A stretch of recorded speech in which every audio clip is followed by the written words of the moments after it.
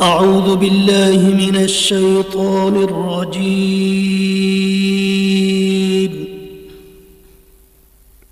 بسم الله الرحمن الرحيم.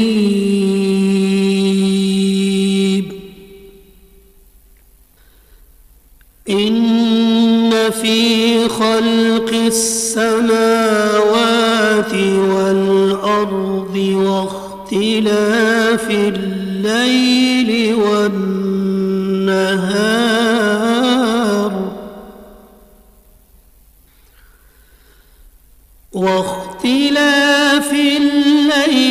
والنهار لآيات لأولي الألباب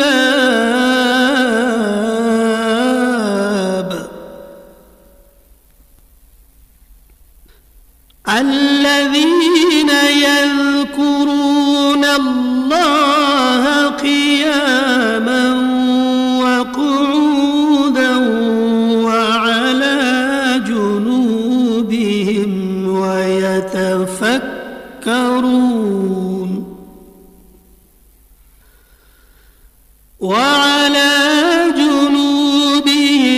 ويتفكرون في خلق السماوات والأرض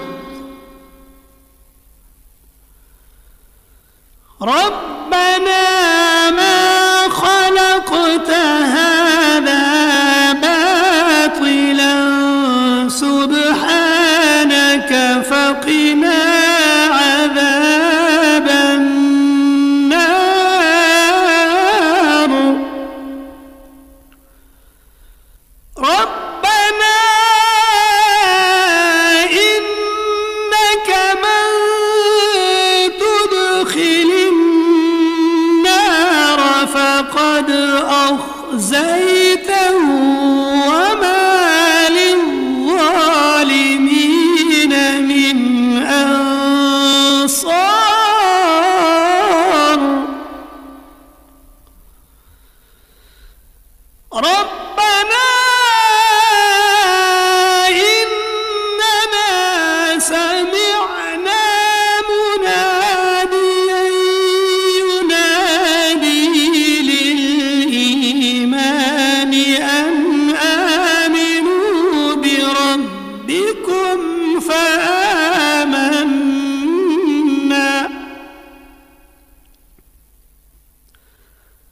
ربنا فاغفر لنا ذنوبنا وكفر عنا سيئاتنا وتوفنا مع الأبرار ربنا وآتنا ما وعدتنا على رسلك ولا تخزنا يوم القيامة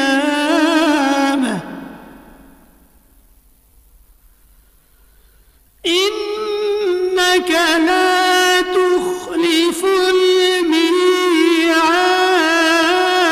الميعاد فاستجاب لهم ربهم أني لا أضيع عمل عامل منكم من ذكر أو أنثى بعضكم من بعض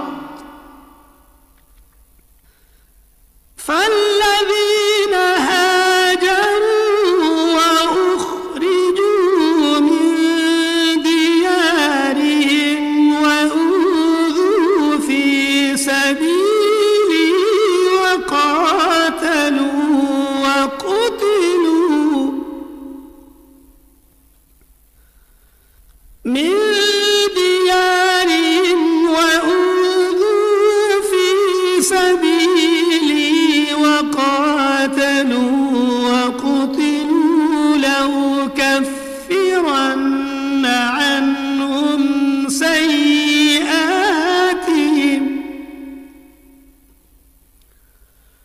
ولأدخلنهم جنات تجري من تحتها الأنهار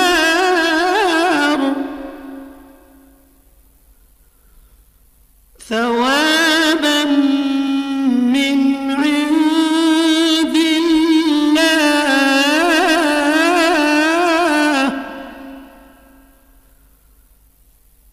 والله عنده حسن الثواب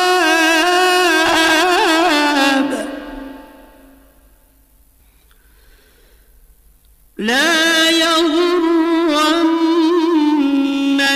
تقلب الذين كفروا في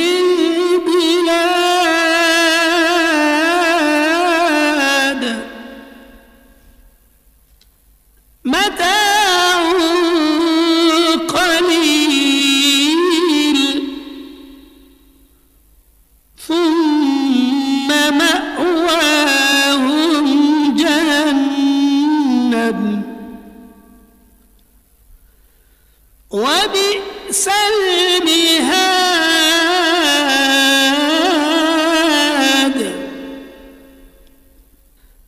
لكن الذين اتقوا ربهم لهم جنات تجري من تحتها الأنهار خالدين فيها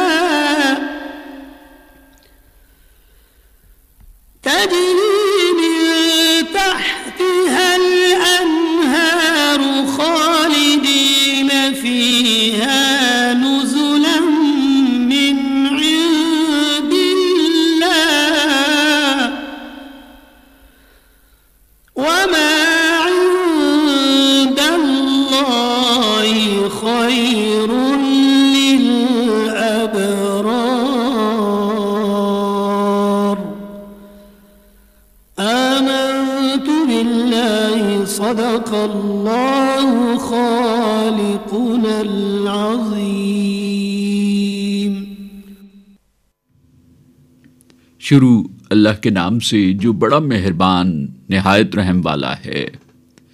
بے شک آسمانوں اور زمین کی پیدائش اور رات اور دن کے بدل بدل کر آنے جانے میں عقل والوں کے لیے نشانیاں ہیں، جو کھڑے اور بیٹھے اور لیٹے اللہ کو یاد کرتے اور آسمان اور زمین کی پیدائش میں غور کرتے کہ اے پروردگار تو نے اس کو بے فائدہ نہیں پیدا کیا، تو پاک ہے تو ہمیں دوزخ کے عذاب سے بچائیو۔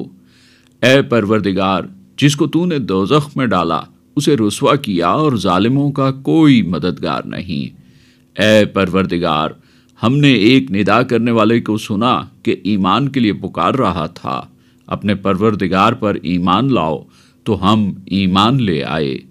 اے پروردگار ہمارے گناہ معاف فرما اور ہماری برائیوں کو ہم سے محو کر اور ہم کو دنیا سے نیک بندوں کے ساتھ اٹھا۔ اے پروردگار تو نے جن جن چیزوں کے ہم سے اپنے پیغمبروں کے ذریعے سے وعدے کیے ہیں وہ ہمیں عطا فرما اور قیامت کے دن ہمیں رسوا نہ کیجیو۔ کچھ شک نہیں کہ تو خلاف وعدہ نہیں کرتا۔ تو ان کے پروردگار نے ان کی دعا قبول کر لی کہ میں کسی عمل کرنے والے کے عمل کو مرد ہو یا عورت ضائع نہیں کرتا۔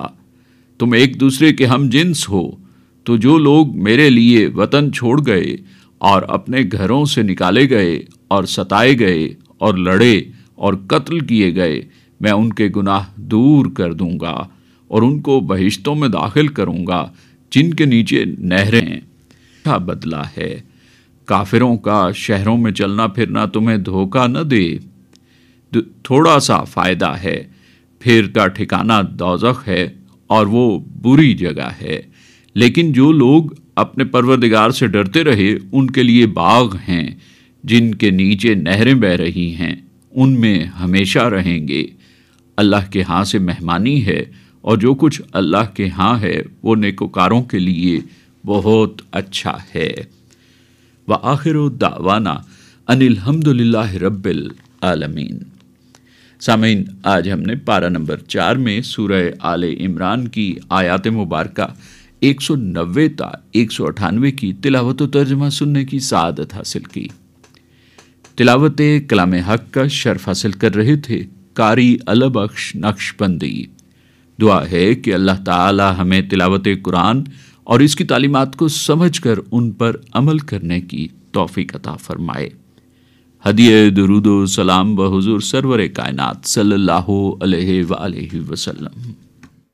اللہم صلی علی محمد، اللہم صلی علی محمد وعلی آلہ وصحبہ وسلم۔ اللہم صلی علی محمد، اللہم صلی علی محمد وعلی آلہ وصحبہ وسلم۔ اللہم صلی علی محمد، اللہم صلی علی محمد وعلی آلہ وصحبہ وسلم۔ ارشاد رب العزت ہوا، پس جان رکھو کہ اللہ کے سوا کوئی معبود نہیں، اور اپنے گناہوں کی معافی مانگو، مومن مردوں اور مومن عورتوں کے لیے بھی، اور اللہ تم لوگوں کے چلنے پھرنے اور ٹھہرنے سے واقف ہے۔ پروردگار عالم، پروردگار عالم، حیران ہوں ندرتوں پر تیری ہی قدرتوں پر، ہے انحصار عالم، پروردگار عالم۔ یہ بستیاں، یہ صحرا، یہ کوہ، یہ سمندر، رنگوں کا یہ تبسم، ہریالیوں کے اندر، فطرت کے ہیں نمونے،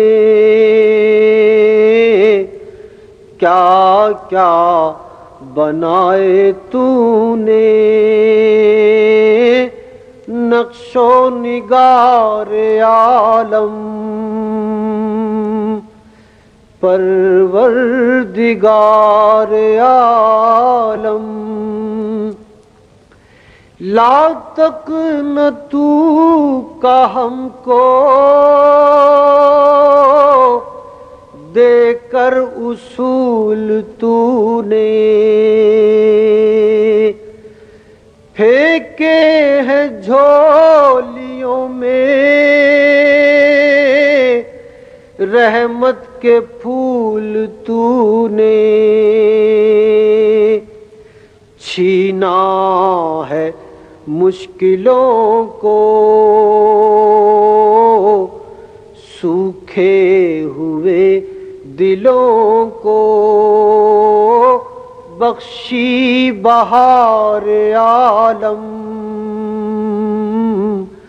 پروردگار عالم، تجھ پر بھی ہم فدا ہوں، تیرے نبی کو چاہیں، قرآن ہماری منزل، سنت ہماری راہیں، ایمان دے گواہی، ہم آخرت کے راہی، دیکھیں غبار عالم، پروردگار عالم، تو کھائے جس کی قسمیں، میں بھی اسی کے بس میں، جس کے لیے تصور توڑے سفر کی رسمیں، مانگوں جھلک ذرا سی، ہر سانس اس کی پیاسی، وہ جوئے بار عالم، پروردگار عالم، جس کی زبان کے صدقے حسن کلام تیرا، محبوب خاص تیرا، مختار عام تیرا، وہ ہستی قداور جس پر کیے نچھاور لیل و نہار عالم، پروردگار عالم، جب آنکھ میں رقم ہو جلووں کی سرخیاں سی، دیوار زندگی میں کھل جائیں کھڑکیاں سی، سورج سا مجھ میں اترے جب کوئے جان سے گزرے، وہ شہسوار عالم، پروردگار عالم، میرے رسول جیسا تھا اور نہ کوئی ہوگا، تیرے قلم میں یا رب وہ رنگ ہی نہ ہوگا، تخلیق سے ہے ظاہر تو منفرد مصور، وہ شاہکار عالم، پروردگار عالم۔ حمد باری تعالی سامعین، ابھی ہم سننے کی سعادت حاصل کر رہے تھے، کلام و آواز مظفر وارسی کا تھا۔ آئیے سامعین، درس حدیث سلسلہ سنتے ہیں، مقرر ہیں ڈاکٹر صدیق خان قادری۔ نحمدہ ونصلی ونسلم علی رسولہ الکریم وعلی آلہ واصحابہ اجمعین، بسم اللہ الرحمن الرحیم۔ عن رافع ابن خدیج قال قیل یا رسول اللہ صلی اللہ علیہ وسلم ای الکسب اطیب قال عمل الرجل بیدہ وکل بیع مبرور۔ حضرت رافع بن خدیج رضی اللہ عنہ فرماتے ہیں کہ رسول اللہ صلی اللہ علیہ وسلم سے پوچھا گیا، اے اللہ کے رسول، سب سے زیادہ اچھی کمائی کون سی ہے؟ آپ نے فرمایا، آدمی کا اپنے ہاتھ سے کام کرنا اور وہ تجارت جس میں تاجر بے ایمانی اور جھوٹ سے کام نہیں لیتا۔ او کما قال علیہ السلام۔ کاروبار ہو یا تجارت، صنعت ہو یا حرفت، اس میں دیانت و امانت کا مفہوم اور طرز عمل یہی ہونا چاہیے کہ انسان کے اعمال بنیادی طور پر انسانیت کی فلاح اور خیر کے لیے ہیں۔ گویا ایک انسان جب کاروبار اور تجارت کی دنیا میں قدم رکھے تو اس کے دل و دماغ میں بنیادی طور پر پوری دیانت اور امانت کے ساتھ یہ بات ہونی چاہیے کہ وہ ایسی اشیاء بنائے گا یا ان کی خرید و فروخت کرے گا کہ جن سے انسانیت کو فائدہ پہنچے اور جن سے انسان کی حقیقی ضروریات کما حق ہو پوری ہوں، اور یہ اشیاء نہ کسی درجے میں مضر ہوں اور نہ ناقص۔ اس یقین کے ساتھ کہ اللہ سمیع و بصیر ہے، اس ایمان کے ساتھ کہ اللہ علیم و خبیر ہے، جاننے والا ہے اور خبردار ہے، انسان جب اس ذوق و شوق کے ساتھ صنعت و تجارت کو اپناتا ہے تو انسانیت کی فلاح و خیر کا سامان پیدا کرتا ہے۔ تلاوت کردہ حدیث مبارک میں نبی پاک صاحب لولاک صلی اللہ علیہ وسلم نے ارشاد فرمایا، اور یہ حدیث جو مشکات شریف میں موجود ہے حضرت رافع بن خدیج رضی اللہ عنہ سے روایت ہے، جس میں سرکار کائنات صلی اللہ علیہ وآلہ وسلم سے پوچھا گیا، اے اللہ کے رسول، سب سے زیادہ اچھی کمائی کون سی ہے؟ تو آپ صلی اللہ علیہ وسلم نے ارشاد فرمایا، آدمی کا اپنے ہاتھ سے کام کرنا اور وہ تجارت جس میں تاجر بے ایمانی اور جھوٹ سے کام نہ لے۔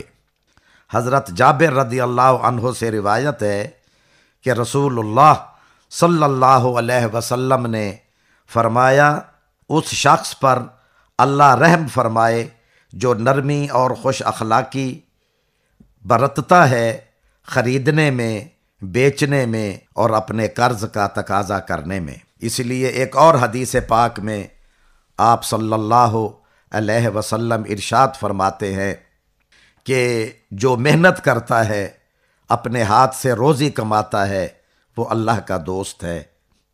تو آپ دیکھیں حضور اکرم تاجدار دو عالم صلی اللہ علیہ وآلہ وسلم کی روشن تعلیمات کے مطابق زندگی کے ہر شعبے میں انسانیت کی فلاح و خیر کا سامان موجود ہے۔ چونکہ تجارت اور صنعت فلاح و خیر کے مراکز ہیں، اسی لیے آپ صلی اللہ علیہ وسلم نے ارشاد فرمایا کہ بے شک مزدور کی اجرت اس کا پسینہ خشک ہونے سے پہلے ادا کرنی چاہیے۔ ہمارے مرکز صنعت و حرفت ہوں یا تجارت ہوں، ان میں خیر و فلاح کو راہ ملنی چاہیے۔ کاروباری دیانت کی ابتدا اس سے ہوتی ہے کہ ہم سب سے پہلے اپنی اشیاء صنعت و تجارت کے معیارات پوری تخلیقی دیانت اور صداقت کے ساتھ متعین کریں۔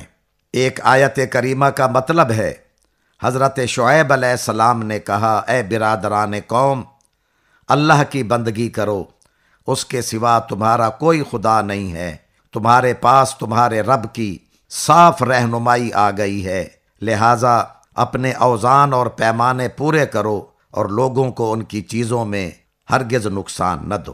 ایک طرف ناپ تول اور وزن اور پیمانے میں دیانت پر زور دیا ہے، تو اسلام بنیادی طور پر اور قطعی طور پر کسب مال میں حرام اور حلال کا امتیاز کرتا ہے، اور اسلام اصرار کرتا ہے کہ راہ حق اور راہ نجات صرف یہ ہے کہ دولت امانت سے اور صداقت سے اور حلال طریقوں سے اختیار کرنی چاہیے۔ اور جہاں تک کاروبار میں صداقت کو اہمیت حاصل ہے تو آپ صلی اللہ علیہ وآلہ وسلم نے تلاوت کردہ حدیث مبارکہ میں بھی سچائی کا ذکر فرمایا اور فرمایا کہ وہ تاجر جو اپنے ہاتھ سے کام کرے اور جس میں تاجر بددیانتی اور جھوٹ سے کام نہ لے تو اللہ تبارک و تعالی کو وہ کمائی سب سے زیادہ محبوب ہے۔ حضرت عبداللہ ابن مسعود رضی اللہ عنہ سے روایت ہے، حضور اکرم صلی اللہ علیہ وسلم نے فرمایا، سچائی کو لازمی پکڑو کیونکہ سچ نیکی کی راہ دکھاتا ہے، نیکی جنت کی طرف لے جاتی ہے، اور آدمی یکساں طور پر سچ کہتا ہے یہاں تک کہ اللہ کی نظر میں اس کا نام سچوں میں لکھ دیا جاتا ہے۔ اور جھوٹ سے بچے رہو، اس لیے کہ جھوٹ گناہ اور فجور ہے، اور فجور دوزخ کی راہ بتاتا ہے، اور آدمی مسلسل جھوٹ بولتا رہتا ہے اور اسی کی جستجو میں رہتا ہے یہاں تک کہ اللہ کے نزدیک اس کا شمار جھوٹے لوگوں میں کر دیا جاتا ہے۔ حضور اکرم تاجدار دو عالم صلی اللہ علیہ وآلہ وسلم نے عبادات کے ساتھ ساتھ سماجی معاملات میں بھی ہماری رہنمائی فرمائی ہے۔ تجارت بظاہر دنیا داری نظر آتی ہے، لیکن حضور تاجدار ختم نبوت صلی اللہ علیہ وسلم کا ارشاد گرامی ہے، اگر کوئی تاجر دیانت و امانت اور صداقت کا دامن نہ چھوڑے تو وہ قیامت کے دن انبیاء، صدیقین اور شہیدوں کے ساتھ ہوگا۔ حضرت ابراہیم بن ادھم سے کسی نے پوچھا، ایسے آدمی کو کیا آپ پسند کرتے ہیں کہ جو کاروبار میں دیانتدار ہو، یا ایسے آدمی کو جو خود کو زہد و عبادت کے لیے وقف کر دے؟ تو آپ نے فرمایا کہ میری رائے میں سچا تاجر عابد و زاہد پر فضیلت رکھتا ہے۔ سوال ہوا کہ اس کی وجہ کیا ہے؟ تو آپ نے جواب دیا، سچا تاجر اس کو کہتے ہیں، سچا تاجر اس وجہ سے فضیلت رکھتا ہے کہ وہ ہر وقت شیطان کا مقابلہ کرتا رہتا ہے، شیطان اسے ناپ تول اور لین دین میں گمراہ کرنے کی کوشش کرتا ہے، مگر یہ تاجر صادق اس کے سامنے سر تسلیم خم نہیں کرتا۔ خلاصہ کلام یہ ہے کہ صنعت و تجارت خیر و فلاح کے لیے ہونی چاہیے، اور ہمیں صنعت و تجارت اور کاروبار میں دیانت و امانت کو مشعل راہ بنانا چاہیے۔ اللہ تبارک و تعالی ہمیں ان روشن تعلیمات پر صدق دل سے عمل پیرا ہونے کی توفیق عطا فرمائے، آمین۔ درس حدیث تقاریر کا سلسلہ سامعین ابھی ہم سن رہے تھے، جس میں آج ہم نے ڈاکٹر صدیق خان قادری کی گفتگو سنی۔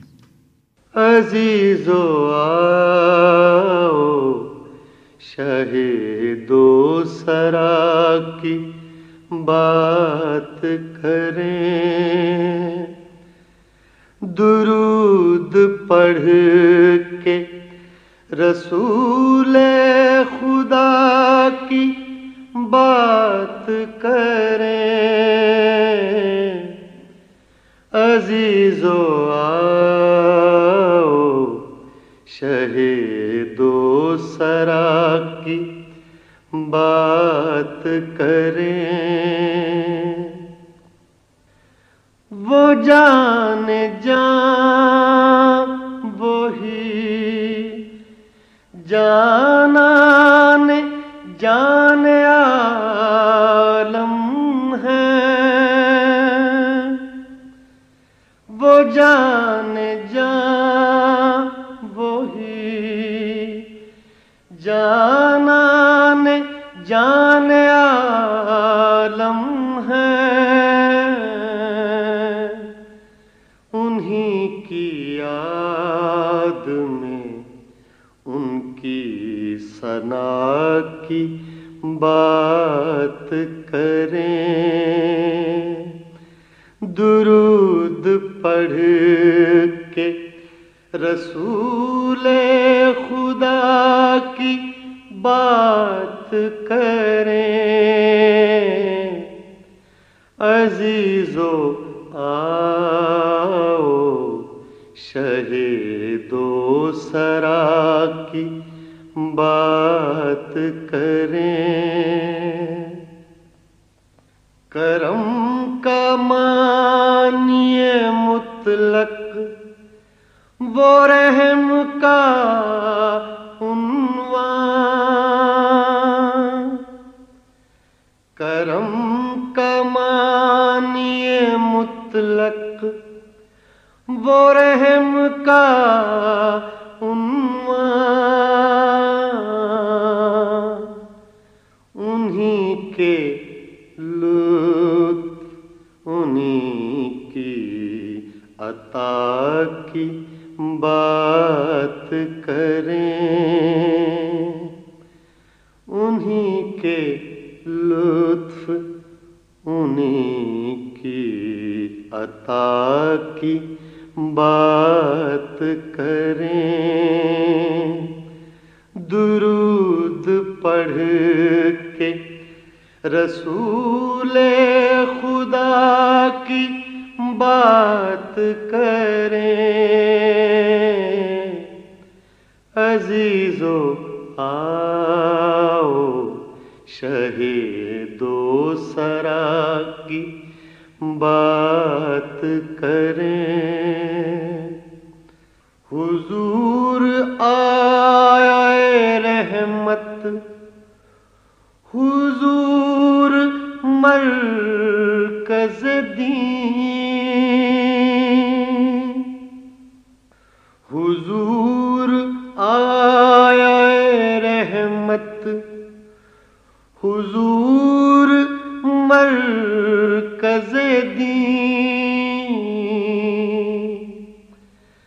کمال حضرت خیر الورا کی بات کریں کمال حضرت خیر الورا کی بات کریں درود پڑھ کے رسول خدا کی بات کریں عزیزو آؤ شہیدو سرا کی بات کریں گلہائے عقیدت پر حضور سرور کونین صلی اللہ علیہ وآلہ وسلم پیش کرنے کی سعادت حاصل کر رہے تھے غلام علی۔ اور سامعین یہ نعتیہ کلام وجیہ السیما عارفانی کا تھا۔ روشنی، آئیے سامعین اعلیٰ اخلاقی قدروں پر مبنی سلسلہ سنتے ہیں، مقرر ہیں حافظ عبید اللہ انور۔ بعثت نبوی سے قبل دنیا ایک بے ہنگم انداز سے زندگی گزار رہی تھی۔ کوئی قاعدہ قانون کلیہ نہ تھا اور جس کا جو دل چاہتا وہی اس کا قانون ہوتا تھا، یہاں تک کہ انسانی مخلوق سے ہٹ کر جنات کی مخلوق بھی بے لگام انداز سے اپنی ہر قسم کی سرگرمیوں کو اپنائے ہوئے تھی۔ یہ اکثر طور پر فرشتوں کے ساتھ مشاورت الہی کو سننے کے لیے ایک دوسرے کے کندھوں پر بیٹھ کر بلندی کی طرف جاتے ہوئے آسمانوں تک پہنچ کر کوئی نہ کوئی بات سن لیتے اور پھر واپس آ کر کاہنوں اور نجومیوں کو بتاتے تھے، مگر رسول اکرم صلی اللہ علیہ وسلم کی بعثت یعنی نبی اور رسول بنائے جانے کے بعد ان کا اوپر جانا ممنوع کر دیا گیا، جس کی وجہ سے جنات بھی پریشانی میں مبتلا ہو گئے۔ ایک صاحب ایام جاہلیت میں کہانت کرتے تھے جو کہ بعد میں مسلمان ہو گئے تھے۔ ان کا یہ بیان ہے کہ وہ بازار میں بیٹھے ہوئے تھے کہ اسی دوران ایک جننی نے گھبرائی ہوئی اور پریشانی کی حالت میں آ کر کہا کہ کیا تم نے جنات کی حیرت اور مایوسی دیکھی ہے اور ان کی ندامت کے ساتھ ساتھ ان کی نا امیدی والی کیفیت دیکھی ہے؟ اور کیا تم نے لوگوں کا اونٹ والوں اور چادر اوڑھنے والوں کا تابع ہو جانے کا منظر دیکھا ہے؟ دراصل نبی اکرم صلی اللہ علیہ وسلم کے مبعوث ہوتے ہی جنات اور آسمانوں کے درمیان رکاوٹ پیدا ہو گئی اور ان پر شدت کے ساتھ اوپر جانے کی کوشش کے دوران چنگاریاں برسنے لگیں۔ ایک دن جنات اوپر سے یعنی آسمان سے ناکامی کی شکل میں واپس آنے کے بعد کہنے لگے، یہ کیا ہو گیا ہے کہ ہمارے اور آسمان کی خبروں کے درمیان رکاوٹ پیدا ہو گئی ہے اور ہم پر اب شدت کے ساتھ چنگاریاں برسائی جاتی ہیں، اور بقول ایک جن کے ہمارے اور آسمانی خبروں کے درمیان کسی نہ کسی نئی بات کے ظہور کی وجہ سے یہ رکاوٹ پیدا ہوئی ہے، لہذا اس بات کی کھوج لگاؤ اور زمین پر پھیل جاؤ، مشرق و مغرب، شمال و جنوب کا چکر لگاؤ اور دیکھو، تلاش کرو آخر وہ کون سی چیز یا بات ہے جو رکاوٹ کا سبب ہے۔ بالآخر جنات کی ایک جماعت جو کہ سرزمین تہامہ کی طرف گئی تھی، نبی اکرم صلی اللہ علیہ وسلم کے قریب پہنچ گئی، اور آپ اس وقت سوق عکاظ کی طرف جاتے ہوئے مقام نخلہ پر موجود تھے اور اپنے صحابہ کے ساتھ ادائیگی نماز میں مصروف اور دوران نماز تلاوت فرما رہے تھے۔ تلاوت قرآن کی آواز آئی تو اس کو غور سے سنا، پھر کہنے لگے کہ یہی تو وہ چیز ہے جو ہمارے اور آسمان کے درمیان حائل ہو گئی ہے۔ یہاں سے واپس وہ اپنی قوم کے پاس آئے اور کہا، اے ہماری قوم، ہم نے قرآن سنا، وہ بڑا عجیب ہے، وہ ہدایت کا راستہ بتاتا ہے، بس ہم تو اس پر ایمان لے آئے اور اب ہم کسی کو اپنے رب کے ساتھ شریک نہ کریں گے۔ اللہ تعالیٰ نے اس واقعے کی اطلاع اپنے رسول صلی اللہ علیہ وسلم کو دی، فرمایا، اے میرے رسول، آپ کہہ دیجئے کہ میرے پاس وحی آئی ہے کہ جنوں کی ایک جماعت نے قرآن سنا، اور پھر کہا، ہم نے ایک عجیب قرآن سنا ہے جو ہدایت کا راستہ بتاتا ہے، ہم اس پر ایمان لائے اور اب ہم اللہ کے ساتھ کسی کو شریک نہیں کریں گے۔ ہمارے رب کی عظمت بہت عالی شان ہے، اس کی نہ کوئی بیوی ہے نہ اولاد۔ ہمارے بعض بے وقوف اللہ کے بارے میں افتراء پردازی کرتے تھے اور ہم یہ خیال کرتے تھے کہ انسان اور جن اللہ پر جھوٹ نہیں بولتے، اور انسانوں میں سے بعض جنات کی پناہ پکڑتے تھے، اس سے جنات کا غرور اور سرکشی اور زیادہ بڑھ جاتی تھی، اور انسانوں کا بھی یہی اعتقاد تھا جیسا کہ تمہارا اعتقاد تھا کہ اللہ کسی کو مبعوث نہیں کرے گا، اور ہم نے آسمانوں کو ٹٹولا تو اس کو مضبوط چوکیداروں اور سخت شعلوں سے بھرا ہوا پایا، اور ہم آسمان میں خبریں سننے کے لیے بیٹھا کرتے تھے، لیکن اب کوئی سننا چاہتا ہے تو وہ اپنے لیے تیز شعلے پاتا ہے۔ معلوم نہیں کہ اہل زمین کے ساتھ برائی مقصود ہے یا بھلائی۔ ہم میں سے بعض نیک ہیں اور بعض اس طرح کے، ہمارے کئی طرح کے مذاہب ہیں، اور ہم نے یقین کر لیا کہ ہم زمین پر اللہ کو ہرگز نہیں ہرا سکتے، نہ بھاگ کر اس کو تھکا سکتے ہیں۔ ہم نے ہدایت کی کتاب سنی، ہم اس پر ایمان لائے، اور جو شخص بھی اپنے رب پر ایمان لے آئے اسے نہ کسی نقصان کا خوف ہے اور نہ ہی ظلم کا۔ ہم میں سے بعض مسلم ہیں اور بعض نافرمان، جو مسلم ہیں وہ سیدھے راستے پر چل رہے ہیں، اور جو نافرمان ہیں وہ دوزخ کا ایندھن ہے۔ یہ تمام مذکورہ گفتگو سورۃ الجن اور صحیح بخاری حدیث نمبر 773 اور صحیح مسلم حدیث نمبر 449 میں مذکور ہے۔ سامعین محترم، جنات ایک مرتبہ قرآن مجید سن کر چلے گئے، مگر دوسری مرتبہ پھر آئے۔ رسول اللہ صلی اللہ علیہ وسلم کو جنات کے آنے کی خبر مل گئی۔ اتنے میں جنات کی طرف سے ایک بلانے والا بھی آ گیا۔ رات کا وقت تھا کہ آپ صلی اللہ علیہ وسلم ان کے ساتھ چلے گئے۔ آپ کے جانے کی خبر صحابہ اکرام رضوان اللہ تعالی علیہم اجمعین کو نہ ہوئی۔ وہ پریشانی کی حالت میں رات بھر آپ کو تلاش کرتے رہے۔ صبح کے وقت آپ ہرا سے آتے ہوئے دکھائی دیے۔ صحابہ نے پوچھا تو آپ نے فرمایا، میں جنات کے پاس گیا تھا، ان کو قرآن سنایا۔ پھر صحابہ کو بھی آپ وہاں لے گئے اور ان کو جنات کے قدموں کے نشانات اور آگ جلانے کے مقامات دکھائے۔ اس واقعے کے متعلق اللہ تبارک و تعالی نے سورۃ الاحقاف پارہ نمبر 26 کی آیات میں ذکر کرتے ہوئے فرمایا، اے میرے رسول، وَإِذْ صَرَفْنَا إِلَيْكَ نَفَرًا مِّنَ الْجِنِّ يَسْتَمِعُونَ الْقُرْآنَ إِلَىٰ آخِرِ الْآيَةِ، اور جب ہم نے کچھ جنات کو آپ کی طرف متوجہ کیا تاکہ وہ قرآن سنیں، اور وہ آئے اور کہنے لگے کہ خاموش رہو، واپس جا کر انہوں نے اپنی قوم کو ڈرایا۔ انہوں نے کہا، اے قوم، ہم نے ایک کتاب سنی جو موسیٰ علیہ السلام کے بعد نازل ہوئی ہے، وہ پہلی کتابوں کی تصدیق کرتی ہے اور حق اور صراط مستقیم کی ہدایت کرتی ہے۔ اے قوم، اللہ کی طرف بلانے والے کی بات کو قبول کرو اور ایمان لے آؤ، تمہارے گناہ معاف ہو جائیں گے اور عذاب سے بچ جاؤ گے، اور جو شخص دعوت اللہ کو قبول نہیں کرے گا وہ اللہ کو عاجز نہیں کر سکتا، اس کا کوئی حمایتی نہ ہوگا۔ ایسے لوگ صریح گمراہی میں ہی ہیں۔ سامعین گرامی قدر، جنات نے قرآن سنا اور اس کو سمجھا تو ان کو ہدایت مل گئی اور اللہ کے پسندیدہ بن گئے، اور قرآن مجید میں ذکر کیے جانے کے ساتھ ساتھ قیامت تک کے لیے امر ہو گئے، جبکہ ہم اشرف المخلوقات ہونے کے باوجود قرآن سے دوری اور اس کو ہر اعتبار سے پس پش ڈالنے کی وجہ سے راہ ہدایت سے ہٹے ہوئے اور آلام و مصائب کا شکار ہیں، انفرادی اور اجتماعی طور پر پریشانیوں میں مبتلا ہیں۔ ہر ایک کے لیے دعوت غور و فکر ہے۔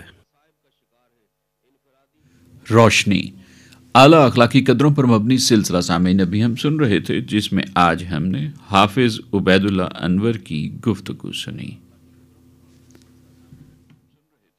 درود آتا ہے لب پر، سلام آتا ہے، درود آتا ہے لب پر، سلام آتا ہے،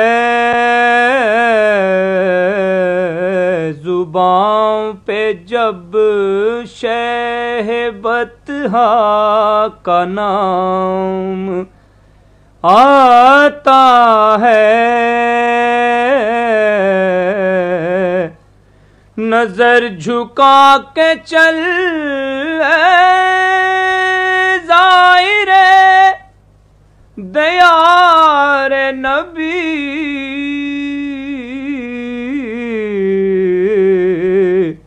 یہاں فرشتہ بصد ترام آتا ہے، یہاں فرشتہ بصد ترام آتا ہے،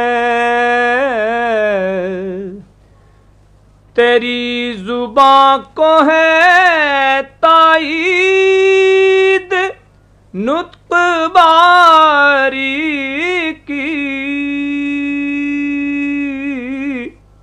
تیری زباں کو ہے تائید نطق باری کی،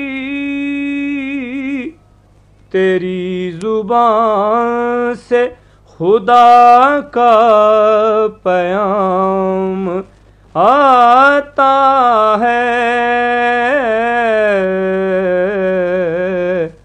تیری زبان سے خدا کا پیام آتا ہے،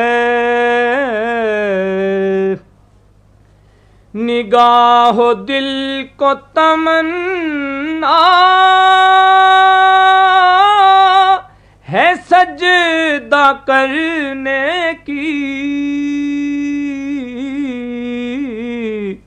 نگاہ و دل کو تمنا ہے سجدہ کرنے کی،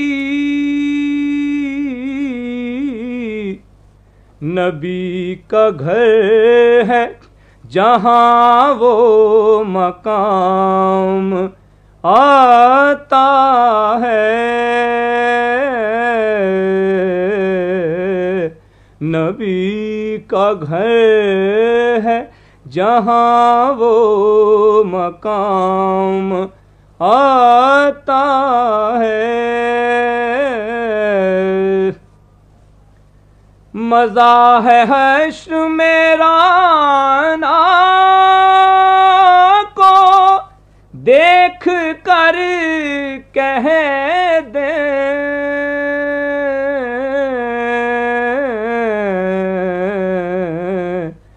رسول پاک کا ادنا غلام آتا ہے،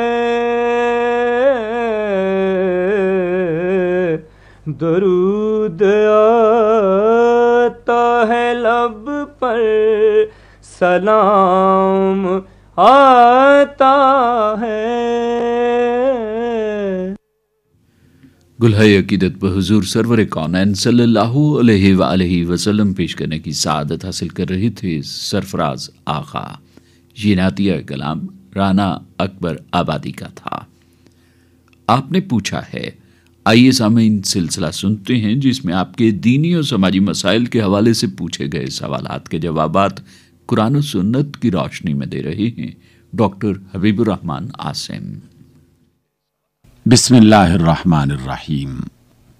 یہ خط ہمیں گاؤں غلام حسین لنجوانی، یونین کونسل میر ولی اور عمر کوٹ سندھ سے لکھا گیا ہے، اور جنہوں نے خط لکھا ہے غالباً وہ اپنا نام لکھنا بھول گئے۔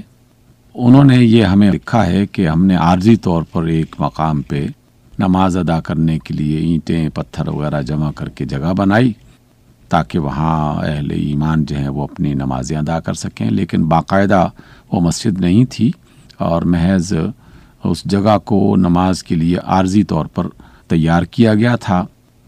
لیکن اب ہمارا جو ارادہ ہوا، زمین کی ضرورت تھی اور اس زمین کو صاف کرنے کے لیے وہاں سے اینٹ پتھر وغیرہ ہٹا دیے گئے، یعنی وہ عارضی مسجد کا جو نماز پڑھنے کا مصلی تھا اس کو ہم نے ختم کر دیا۔ اب ان اینٹوں کو اور پتھروں کو کیا کیا جائے؟ کیا اسے کسی گڑھے میں دفنا دیا جائے یا اس کا کوئی اور استعمال ہو سکتا ہے؟ دیکھیے، بنیادی بات یہ ہے کہ کسی بھی مسجد میں استعمال کی جانے والی چیزیں وہ کسی اور مقام پر استعمال کی جا سکتی ہیں، چاہے وہ باقاعدہ مسجد ہو جس مسجد کو گرا کر، کیونکہ ایسے بے شمار مساجد ہیں ہزاروں کی تعداد میں کہ جو بوسیدہ اور پرانی ہو جائیں تو پھر اس کو گرا دیا جاتا ہے اور اس کی جگہ پر نئی عمارت کھڑی کی جاتی ہے۔ پرانی مسجد کے دروازے، اس کی کھڑکیاں، اس کی اینٹیں اور اس کی چھت میں استعمال ہونے والی چیزیں اور دیگر جو چیزیں ہیں وہ بعض اوقات اس مسجد میں جو نئی مسجد بنائی گئی ہے اس کے استعمال میں نہیں آتی، لیکن کچھ اور لوگ اسے استعمال کر سکتے ہیں۔ تو تمام علماء کا اس بات پر اتفاق ہے، غور و فکر کے بعد یہ نتیجہ اخذ کیا گیا ہے کہ ان چیزوں کو باقاعدہ نیلام کیا جا سکتا ہے، بیچا جا سکتا ہے اور اسے دیگر مقامات پر استعمال کیا جا سکتا ہے۔ دیکھیے، احترام کے دو تعلق ہیں۔ ایک تعلق محض ایک احساس اور ایک خیال سے ہے، اور ایک تعلق باقاعدہ کسی حکم سے ہے۔ جب کسی مقام پر مسجد بنا دی جائے اور وہ باقاعدہ مسجد ہی کا مقام ہو، مسجد ہی کی جگہ ہو، تو اس کے بارے میں تو یہ کہا جاتا ہے کہ اب اس مسجد کے مقام پر جو ہے وہ کوئی اور عمارت کھڑی نہ کی جائے، گویا کہ آپ نے اس مسجد کا احترام کیا، اس کی جگہ کا احترام کیا۔ لیکن بعض چیزیں ہوتی ہیں جو محض اس خیال کی بنیاد پر کہ یہ مسجد کا حصہ تھیں، اس وجہ سے اب اس کو کوئی شخص عزت کی نگاہ سے دیکھنا شروع کر دے، تو ان دونوں میں فرق کیا جائے گا۔ مسجد میں استعمال ہونے والی جو چیزیں اگرچہ وہ مسجد میں استعمال کی گئیں اور ایک عرصے تک اس کا حصہ رہیں، لیکن اگر کوئی شخص اس کو خرید کر اپنے گھر کے استعمال میں، اپنے عمارتوں کے استعمال میں لانا چاہے تو اس میں کوئی ممانعت نہیں ہے۔ یہ الگ بات ہے کہ اگر کوئی شخص اس کو زیادہ بہتر سمجھتا ہے، مقدس سمجھتا ہے، تو اس کی بے حرمتی نہ کرے اور اس کو کسی بھی ایسے طریقے میں استعمال نہ کرے کہ جس میں یہ ظاہر ہوتا ہو کہ وہ شخص مسجد کی ان اشیاء کو جو استعمال میں آئی تھیں اب ان کو بے عزت کرنا چاہتا ہے یا ان کی بے حرمتی کرنا چاہتا ہے، کیونکہ انما الاعمال بالنیات، یہ رسول اللہ صلی اللہ علیہ وسلم کا جو بڑا فرمان ہے، یہ کئی مقامات پر استعمال کیا جا سکتا ہے۔ کون سا کام کس نیت سے، کس اعتبار سے کیا جا رہا ہے، اللہ تعالیٰ کو اس بات کا زیادہ پتہ ہے، زیادہ خبر ہے۔ اس کی بنا پر اس کی نیتوں کے مطابق اسے یا اجر دیا جائے گا یا اس کو سزا دی جائے گی۔ لیکن جو مسجد پرانی بوسیدہ ہو گئی، اور یہ تو ویسے بھی عارضی ایک مسجد تھی، وہاں پر زمین صاف کر دی گئی یا گھاس بچھا دی گئی یا اینٹ پتھر لگا دیے گئے تاکہ کچھ وقت کے لیے نمازیں ادا کی جاتی رہیں، اب کسی اور ضرورت کے مطابق یہاں سے اس مسئلے کو ختم کرنا ضروری ہو گیا ہوگا، تو اس وجہ سے کوئی حرج نہیں ہے۔ آپ کا کہیں اور مسجد بنانے کا ارادہ ہو تو بہت ہی اچھی بات ہے، اس کے مقابلے میں کوئی اور مسجد کسی اور مقام پر تعمیر کر دی جائے، لیکن اگر اس کی گنجائش نہ بھی ہو تو تب بھی کوئی حرج نہیں ہے، آپ ان اینٹوں پتھروں کو کسی اور اچھے استعمال میں لا سکتے ہیں۔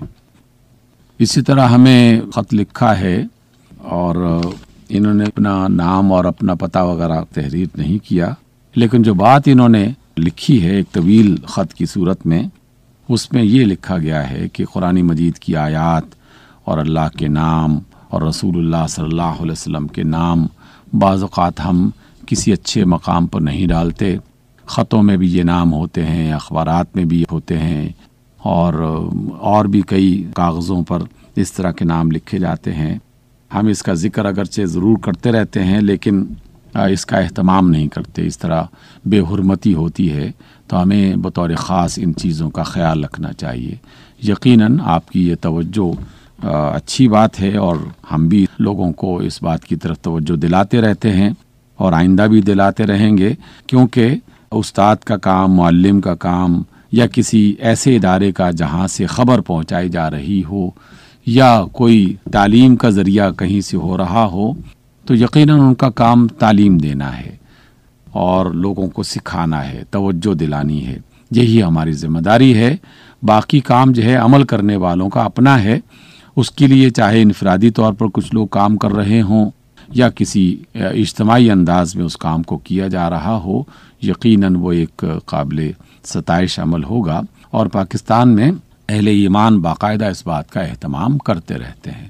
مثلاً گھروں میں کوئی ایسا مقام، کوئی ایسا لفافہ، کوئی ایسا ڈبہ، کوئی ایسی باسکٹ مخصوص کی جا سکتی ہے کہ گھر کے اندر اگر ان آیات کا یا اوراق کا استعمال بکثرت ہوتا ہے یا کہیں اکا دکا بھی ہوتا ہے، تب بھی کسی کو کوئی آیت ملی، کوئی ایسا لفظ ملا کہ جو مقدس ہے، محترم ہے، تو اس نے وہ کاغذ اٹھا کے اس باسکٹ میں ڈال دیا، اس لفافے میں ڈال دیا، اور جب وہ جمع ہو جاتے ہیں تو پھر اس کو جلا کے اس کی راکھ کہیں ڈال دیتے ہیں یا کسی بہتے پانی میں اس کو گرا دیا جاتا ہے۔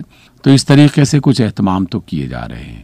اجتماعی انداز میں بھی پاکستان میں کئی شہروں میں باقاعدہ کچھ ادارے کام کر رہے ہیں کہ وہ مساجد میں سے ان تمام پرانے بوسیدہ جو مصاحف ہیں اور جو اس طرح کے کچھ سپارے وغیرہ جو بہت زیادہ بوسیدہ ہو چکے ہیں، جو اب قابل استعمال نہیں ہیں، تو باقاعدہ ان کو جمع کرتے ہیں اور اسے کسی محفوظ مقام پہ جا کے دفن کر دیتے ہیں۔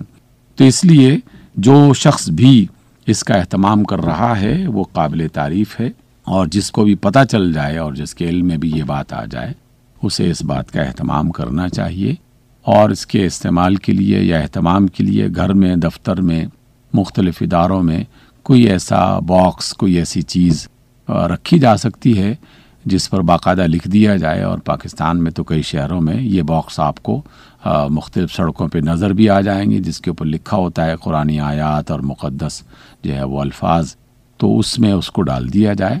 لیکن اخبارات میں سے کوئی ایسا ٹکڑا جو ہے اور اس کے بارے میں خبر نہیں، پتہ نہیں، علم نہیں ہوا کہ اس میں کوئی ایسا لفظ تھا، تو اس میں کوئی حرج نہیں ہے۔ اللہ تعالیٰ سے استغفار کرنا چاہیے اور نیت کے اعتبار سے کسی بھی بے حرمتی کا نہ ارتکاب کیا جائے اور نہ اس بات کا ارادہ کیا جائے، کیونکہ جس نے بھی جان بوجھ کر اللہ کی اور اللہ کے رسول کی یا قرآن مجید کی آیات کی بے حرمتی کی، یقیناً اللہ تعالیٰ اسے سزا دے گا، اللہ تعالیٰ اسے ناپسند کرتا ہے۔ لیکن اگر بے علمی میں اور بے خبری میں کوئی ایسا کاغذ کسی ایسی جگہ پہ پڑا ہوا مل گیا تو اسے اٹھا کے رکھ لیا جائے اور پتہ نہیں چلا تو اللہ تعالیٰ معاف کرنے والا ہے۔ استغفار اسی طرح کرتے رہنا چاہیے۔ آپ نے پوچھا ہے، دینی اور سماجی مسائل کے حوالے سے آپ کے پوچھے گئے سوالات کے جوابات قرآن و سنت کی روشنی میں دے رہے تھے ڈاکٹر حبیب الرحمان عاصم۔ سامعین، آپ اپنے دینی اور سماجی مسائل کا حل جان سکتے ہیں۔ اس کے لیے آپ بذریعہ خط ہمیں اپنے سوالات بھیجیے، اور خط لکھنے کے لیے ہمارا پتہ ہے انچارج پروگرام حیا علی الفلاح، معرفت اسٹیشن ڈائریکٹر، ریڈیو پاکستان، اسلام آباد۔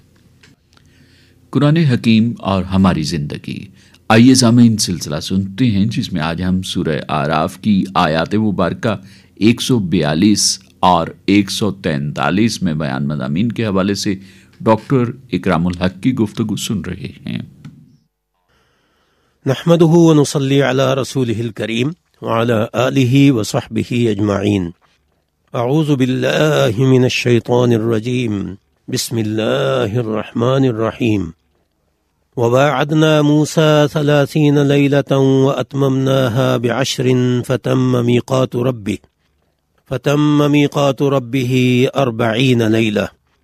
وقال موسى لأخيه هارون اخلفني في قومي وأصلح ولا تتبع سبيل المفسدين.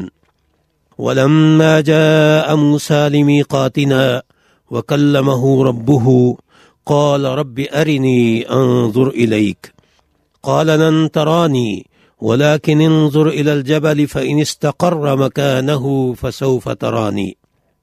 فلما تجلى ربه للجبل جعله دكا وخر موسى صعقا فلما أفاق قال سبحانك تبت إليك وأنا أول المؤمنين. صدق اللہ العظیم. سامعین محترم، آپ نے سورہ اعراف کی آیات نمبر 142 تا 143 کی تلاوت سماعت فرمائی. اب ان کا ترجمہ سماعت فرمائیے. اور ہم نے موسیٰ علیہ السلام کے لیے 30 رات کی میعاد مقرر کی اور 10 مزید ملا کر اسے مکمل کیا تو ان کے رب کی دی ہوئی میعاد 40 راتیں مکمل ہو گئی. اور موسیٰ علیہ السلام نے اپنے بھائی ہارون علیہ السلام سے کہا کہ آپ میرے بعد میری قوم میں قائم مقام ہو جائیں اور اصلاح کرتے رہیں، فساد کرنے والوں کی راہ اختیار نہ کریں. پھر جب موسیٰ علیہ السلام ہمارے مقرر کیے ہوئے مقام پر آ پہنچے اور ان کے رب نے ان سے کلام کیا تو کہنے لگے کہ اے میرے رب، مجھے دکھا دے کہ میں آپ کا دیدار کر لوں. اللہ تعالیٰ نے فرمایا کہ آپ مجھے ہرگز نہیں دیکھ سکیں گے، ہاں پہاڑ کی طرف دیکھتے رہیں، اگر وہ اپنی جگہ پر قائم رہ گیا تو آپ بھی مجھے دیکھ لیں گے. جب ان کے رب نے پہاڑ پر جلوہ ڈالا تو اس نے اسے ریزہ ریزہ کر دیا اور موسیٰ علیہ السلام بے ہوش ہو کر گر پڑے. جب انہیں افاقہ ہوا تو کہنے لگے تیری ذات پاک ہے اور میں تیرے حضور توبہ کرتا ہوں اور میں سب سے پہلے ایمان لانے والا ہوں. وعدنا کا معنی ہے ہم نے وعدہ کیا. 30 اتممناہا ہم نے انہیں مکمل کیا. تم وہ مکمل ہو گیا. میقات مقرر کیا ہوا وقت. ارنی مجھے دکھا دے. لن ترانی تم مجھے ہرگز نہیں دیکھ سکو گے. تجلا اس نے تجلی دکھائی. دکن ریزہ ریزہ. خرا وہ گر گیا. صاعقن بے ہوش ہو کر. افاقہ اسے ہوش آیا. تبتو میں نے توبہ کی. حضرت موسیٰ علیہ السلام سے اللہ تعالیٰ کا وعدہ تھا کہ جب بنی اسرائیل فرعونی حکومت کی غلامی سے آزاد ہو جائیں گے تو انہیں شریعت عطا کی جائے گی. اسی سلسلے میں اللہ تعالیٰ نے موسیٰ علیہ السلام کو کوہ طور پر حاضر ہو کر 30 راتیں عبادت اور توجہ اللہ میں گزارنے کا حکم دیا. پھر موسیٰ علیہ السلام تو پہلے سے اللہ تعالیٰ کے پاکیزہ بندے اور مقرب نبی تھے ہی. 30 راتیں عبادت میں گزارنے سے معلوم ہوتا ہے کہ اللہ تعالیٰ انہیں مصر کی تلخ یادوں اور مصر سے ہجرت کے بعد اپنی قوم کے بے جا مطالبوں سے دور رکھ کر استقبال شریعت کے لیے مکمل طور پر تیار کرنا چاہتے تھے. یہ 30 دن انہوں نے روزے رکھ کر گزارے. قرآن مجید میں روزے کو تقویٰ کا ذریعہ بتایا گیا ہے. اس کے بعد اللہ تعالیٰ نے اپنی حکمت سے ان کے اعتکاف کی مدت 10 دن بڑھا کر 40 دن کر دی. غالباً اسی وجہ سے ہمارے ہاں روحانی ریاضت کے لیے صوفیاء کرام چلہ کشی کا اہتمام کرتے ہیں. مفسرین نے لکھا ہے کہ موسیٰ علیہ السلام کی یہ عبادت ذی القعدہ کا پورا مہینہ اور ذی الحجہ کے 10 دن جاری رہی. ہمارے حضرت نبی اکرم صلی اللہ علیہ وسلم بھی اعلان نبوت سے قبل غار حرا میں تشریف لے جا کر عبادت و ریاضت فرمایا کرتے تھے اور وہیں پہلی وحی کا نزول ہوا. موسیٰ علیہ السلام کو اللہ تعالیٰ سے ہم کلام ہونے کا شرف حاصل ہوا تو آپ کے دل میں شوق دیدار بھڑک اٹھا. اللہ تعالیٰ نے حکمت سے سمجھا دیا کہ یہ اس کا موقع نہیں. اس کا یقین دلانے کے لیے پہاڑ پر تجلی ڈالی اور وہ ریزہ ریزہ ہو گیا، اور موسیٰ علیہ السلام بھی بے ہوش ہو گئے۔ دیدار الہی کو قرآن مجید میں آخرت کے انعامات کے طور پر ذکر فرمایا گیا ہے۔ اس سے ایک اصول معلوم ہوتا ہے کہ کسی پر قیادت کی ذمہ داری ڈالنے سے پہلے اس کی خاص انداز سے تربیت ضروری ہوتی ہے۔ اس کا یہ معنی نہیں کہ ان کی شخصیت میں معاذ اللہ کچھ کمی تھی، بلکہ انبیاء کو اللہ تعالیٰ نے دوسرے انسانوں کے لیے اسوہ حسنہ بنایا ہے۔ اس واقعہ کو اسی تناظر میں دیکھنے کی ضرورت ہے۔ عصر حاضر میں قبل از خدمت تربیت یعنی پری سروس ٹریننگ کا دستور عام ہے۔ انتخاب کے امتحان میں کامیابی کے بعد عملی سروس میں جانے سے قبل مخصوص کورس کرائے جاتے ہیں، اور پھر وقفے وقفے سے مزید کورسز جاری رہتے ہیں۔ یہ طریقہ ساری دنیا میں مسلم ہے۔ انہی آیات کریمہ سے ایک اور اصول بھی معلوم ہوتا ہے کہ جب کسی تنظیم یا ادارے کے سربراہ کو زیادہ دن کے لیے ادارے یا تنظیم سے دور جانا ہو، یا وہ کسی وجہ سے اپنے فرائض منصبی ادا کرنے سے قاصر ہو، تو ان کی جگہ قائم مقام کا تقرر کیا جاتا ہے۔ حضرت موسیٰ علیہ السلام جب بحکم الہی کوہ طور پر عبادت کے لیے تشریف لے جانے کے لیے تیار ہوئے تو قوم کی عارضی سربراہی اپنے بھائی حضرت ہارون علیہ السلام کو سونپ دی، اور انہیں خاص طور پر ہدایت فرمائی کہ اگر کہیں قوم کی طرف سے کوئی شرارت ہو تو اصلاح کی کوشش کریں، سختی نہ کریں۔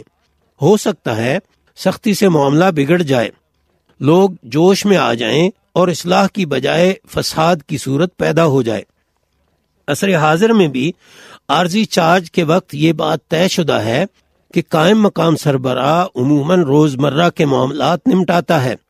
پالیسی کے فیصلے کرنے کے لیے مستقل سربراہ کا انتظار کیا جاتا ہے۔ حضرت موسیٰ علیہ السلام کی طرف سے شوق دیدار کے اظہار اور اللہ تعالیٰ کی طرف سے پہاڑ پر تجلی ڈال کر اس کا معاملہ طے کرنے سے ایک اور اصول معلوم ہوتا ہے جو دور جدید میں بھی نافذ العمل ہے۔ وہ اصول یہ ہے کہ جب کوئی منصب دینے کی تقریب ہو تو اس میں اپنی طرف سے مطالبات پیش کرنا اس عمل کے پروٹوکول میں شامل نہیں ہوتا۔ قرآن مجید واقعی کتاب حکمت ہے، اس کا غور سے مطالعہ کیا جائے تو انسان کی زندگی خود بخود ترتیب و تنسیق میں ڈھل جاتی ہے۔ وآخر دعوانا ان الحمد للہ رب العالمین۔ قرآن حکیم اور ہماری زندگی سلسلہ سامعین ابھی ہم سن رہے تھے، جس میں آج ہم نے سورہ اعراف کی آیات مبارکہ 142 اور 143 میں بیان مضامین کے حوالے سے ڈاکٹر اکرام الحق کی گفتگو سنی۔ چمک تجھ سے پاتے ہیں سب پانے والے، چمک تجھ سے پاتے ہیں سب پانے والے، میرا دل بھی چمکا دے چمکانے والے، میرا دل بھی چمکا دے چمکانے والے، برستا نعت رسول مقبول صلی اللہ علیہ وآلہ وسلم سامعین ابھی ہم سننے کی سعادت حاصل کر رہے تھے۔ گلہائے عقیدت بحضور سرور کونین صلی اللہ علیہ وآلہ وسلم پیش کر رہے تھے قاری ڈاکٹر محمد یونس، اور یہ نعتیہ کلام احمد رضا بریلوی کا تھا۔ آئیے سامعین پروگرام کے آخری گزرتے لمحات میں بارگاہ رب العزت میں دعا کے لیے ہاتھ پھیلائیں۔ اللہم یا رب العالمین، یا الہ العالمین، یا مجیب الداعین، ہم زندگی کے ہر معاملے میں تیری رضا کا خیال رکھیں اور تیری ناراضی سے ڈرتے رہیں۔ مولا، اے بے حساب روزی دینے والے، ہمیں عزت کی حلال روزی اتنی وسعت کے ساتھ عطا فرما کہ حرام کی طرف ہماری نظر بھی نہ اٹھے۔ ارحم الراحمین، ہماری پریشانیاں دور فرما، ہمیں نیک اعمال کی توفیق عطا فرما اور برے کاموں سے بچا۔ الہ العالمین، ملت اسلامیہ جو تیرے حبیب کی امت ہے، اسے اپنے حبیب کے طفیل عزت و سربلندی عطا فرما، اسے تمام زمینی اور آسمانی آفتوں سے محفوظ رکھ اور توفیق عطا فرما کہ دنیا کے تمام مسلمان بھائی بھائی بن کر رہیں۔ یا اللہ، پاکستان اسلام کے نام پر بنا ہے، تو اسے اسلام کی نشات ثانیہ کا مرکز بنا، اس پر اپنی رحمتوں اور برکتوں کے دروازے کھول دے۔ ربنا تقبل منا انک انت السمیع العلیم وتب علینا انک انت التواب الرحیم، وصلی اللہ علی خیر خلقہ سیدنا و مولانا محمد وعلی آلہ و اصحابہ و اتباعہ و بارک وسلم۔